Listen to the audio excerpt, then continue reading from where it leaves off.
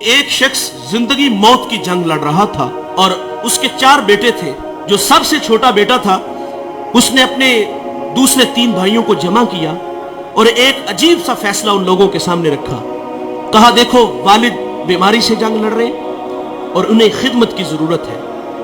کہا فیصلہ یہ ہے کہ اگر باپ کی خدمت میں کروں تو وراثت سے مجھے حصہ نہیں ملے گا، اور اگر باپ کی خدمت تم کرو تو تمہیں وراثت سے حصہ نہیں ملے گا.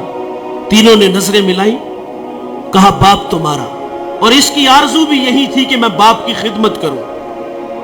میرے آقا فرماتے اس نے اتنی خدمت کی جب والد دنیا سے جانے لگا.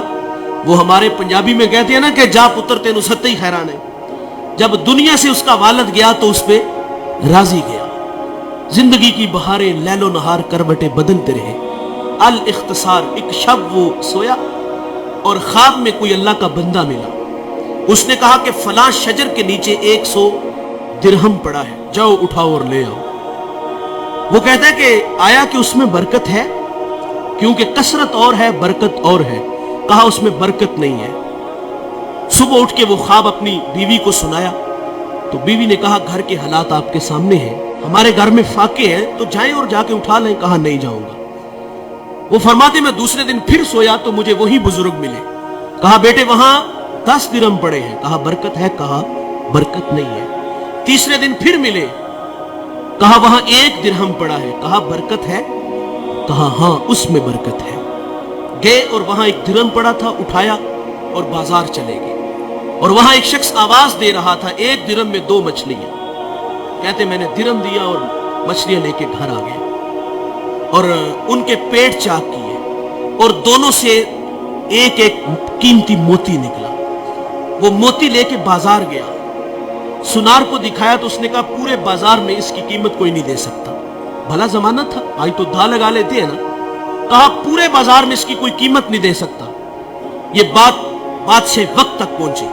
اس نے جواہری بلائے اور کہا اس موتی کی قیمت لگاؤ. سنو دوستو، اس موتی کی قیمت 1000 درہم، 10,000 درہم، 1,00,000 درہم نہیں. اس ایک موتی کی قیمت 30 خچر. ان پہ جتنا سونا لاد لیا جائے اس ایک موتی کی قیمت طے پاتی ہے. وہ گھر لے گیا. بادشاہ نے پھر طلب کیا تیرے پاس کوئی اور اس طرح کا موتی ہے؟ کہا ہاں ہے. کہا بیچتے ہو؟ کہا ہاں بیچتا ہوں. قیمت کیا لوگے؟ کہا اب ڈبل لوں گا. پہلے ریٹ تمہاری مرضی کا تھا، اب میری مرضی کا. کہا ڈبل لوں گا. اس نے پھر 60 خچر ان پہ سونا لاد کے اس کو دے دیا. اس شہر کا بادشاہ کے بعد سب سے امیر آدمی وہ بنا. کون؟ جس نے بوڑھے باپ کی خدمت کی. جس نے باپ کی خدمت کی وہ اس شہر کا امیر شخص بنا. اور دوستو دولت ہی سب کچھ نہیں، ماں باپ بہت بڑی دولت ہے. جب وراثت تقسیم ہوتی ہے نا تو بھائی کوئی کہتا ہے وہ کارنر والا پلاٹ میرا، فلاں فیکٹری تیری. جائیداد تقسیم ہوئی تو جو ہے وہ ایک دوسرے کو کہا تیری وہ اور میری وہ. اور جب بوڑھے ماں باپ کی باری آتی ہے تو اس وقت تماشا دیکھنے والا ہوتا ہے. وہاں ہر بیٹے کی آرزو یہ ہوتی ہے کہ یار یہ باپ دوسرے بھائی کے کھاتے میں چلا جائے نا تو میں تھوڑا سا آسودہ ہو جاؤں گا. اب کوئی کہتا ہے 1 مہینہ تم میرا ذرا نکالو نا، میرے تو بچے چھوٹے چھوٹے ہیں، میرے خرچے زیادہ ہیں. اور بچپن میں وہ 500 کی دہاڑی لگاتا تھا اور اس کے 5 بھائی تھے تم. اس نے ایسا تو نہیں کیا کہ تمہیں دارالامان میں چھوڑ آیا ہو. ایسا تو نہیں ہوا کہ کسی کے آگے تمہیں بیچ آیا ہو. وہ 8 سے 18 گھنٹے کام کرتا رہا ہمارے لیے. اور آج وراثت تقسیم ہوئی تو کہا باپ تیرا، ماں تیری، تیرا کچھ نہیں لگتا. وہ ہمارے لیے انہوں نے کتنی قربانیاں دی، کتنی محبتیں بانٹی. آج کی اس بزم میں میں اور آپ عزم کریں کہ آج کے بعد ہم ماں باپ کا دل نہیں دکھائیں گے. ماں باپ ناراض ہیں تو ابھی جا کے ان سے معذرت کر لیں.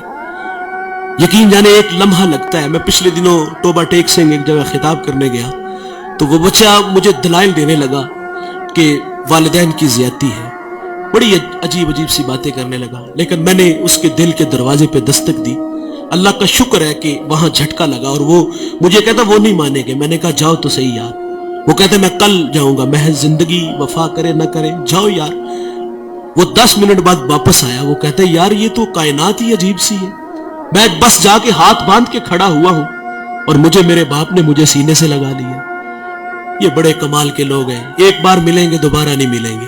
اللہ تعالیٰ سے دعا ہے کہ اللہ ہمیں ان کی قدر کرنے کی توفیق عطا فرمائے۔ اس ویڈیو کو شیئر ضرور کریں، ہو سکتا ہے آپ کے ایک شیئر سے یہ بات کسی کے دل میں اتر جائے۔